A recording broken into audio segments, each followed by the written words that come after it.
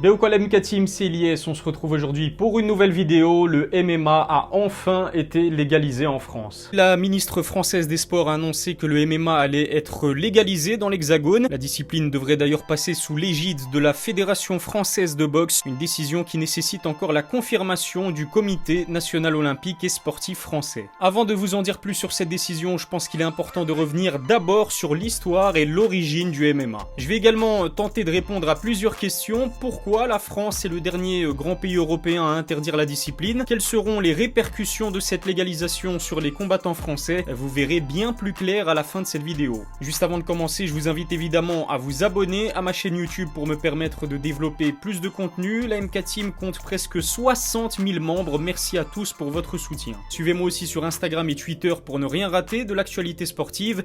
Les liens sont comme d'habitude dans la description, il vous suffit de cliquer dessus. On attribue souvent les origines du MMA à une discipline très proche, pratiquée depuis la Grèce antique, le pancrace. Sport de combat olympique depuis les Jeux antiques, le pancrace combine le pugilat, l'ancêtre de la boxe et la lutte. À l'époque, tous les coups sont permis, tous ou presque, puisqu'il est évidemment interdit d'introduire ses doigts dans l'œil de son adversaire par exemple. Aujourd'hui, le pancrace n'est plus aussi populaire, mais il reste assez pratiqué. En France, justement, les combattants de MMA choisissent souvent de participer aux compétitions de pancrace, une alternative à l'interdiction des compétitions d'arts martiaux mixtes. Le déclin progressif du pancrace en Occident va pousser la boxe et la lutte à se développer séparément. En Asie, les arts martiaux continuent de progresser alors qu'au début du XXe siècle, un pays va donner un nouveau souffle au sport de combat mixte, le Brésil. Formé par un japonais adepte du judo et du jiu-jitsu, la famille Gracie va faire parler d'elle. Dès le début des années 50, Carlos et Helio proposent de défier n'importe quel pratiquant d'arts martiaux. Le challenge Gracie est né. I would like to introduce them to you. The oldest son is Horion Gracie, who is the oldest of the sons, and then Helson, the second, and then Hickson, who is the champion, by the way.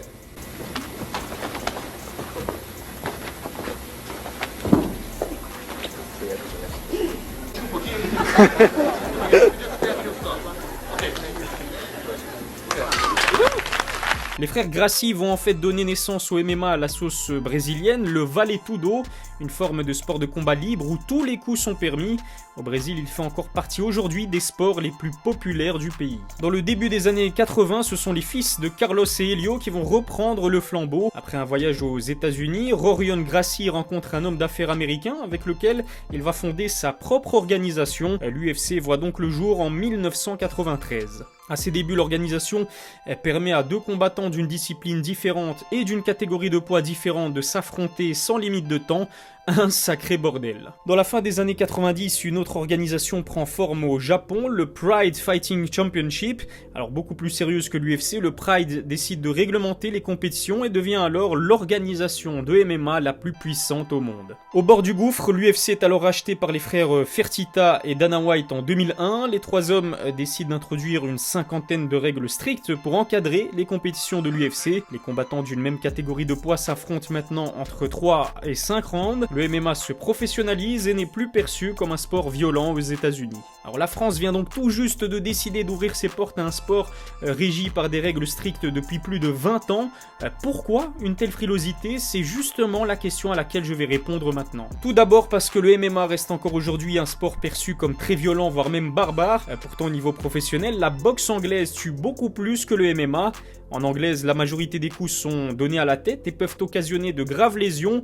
Je vous en avais d'ailleurs déjà parlé dans une précédente vidéo qui apparaît dans l'onglet en haut à droite de l'écran. Sachez également que l'alpinisme, la plongée ou le ski font également partie des sports les plus dangereux à pratiquer, loin devant le MMA. Et pourtant, aucun de ces sports précédemment cités n'est interdit en France. L'autre raison importante qui justifie cette interdiction provient en fait de l'octogone où se passent les combats.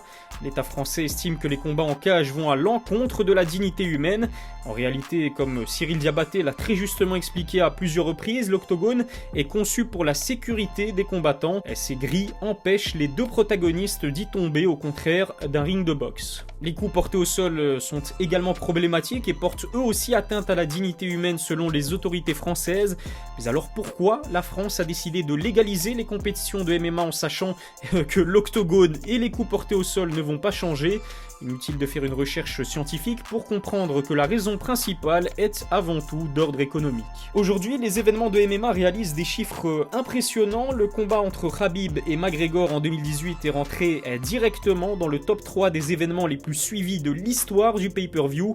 Si la boxe reste pour l'instant le sport de combat le plus suivi de la planète, l'écart avec le MMA se réduit chaque année. Sachez par exemple que l'UFC a été racheté en 2001 pour seulement 2 millions de dollars. Aujourd'hui, l'organisation pèse plus de 7 milliards de dollars selon Dana White, un chiffre impossible à vérifier mais plausible puisqu'en 2019, l'organisation a signé un deal d'exclusivité avec la chaîne ESPN d'une valeur de 750 millions de dollars sur 5 ans. L'UFC est donc sans surprise l'organisation de MMA la plus puissante au monde aujourd'hui, loin devant Bellator ou One Championship.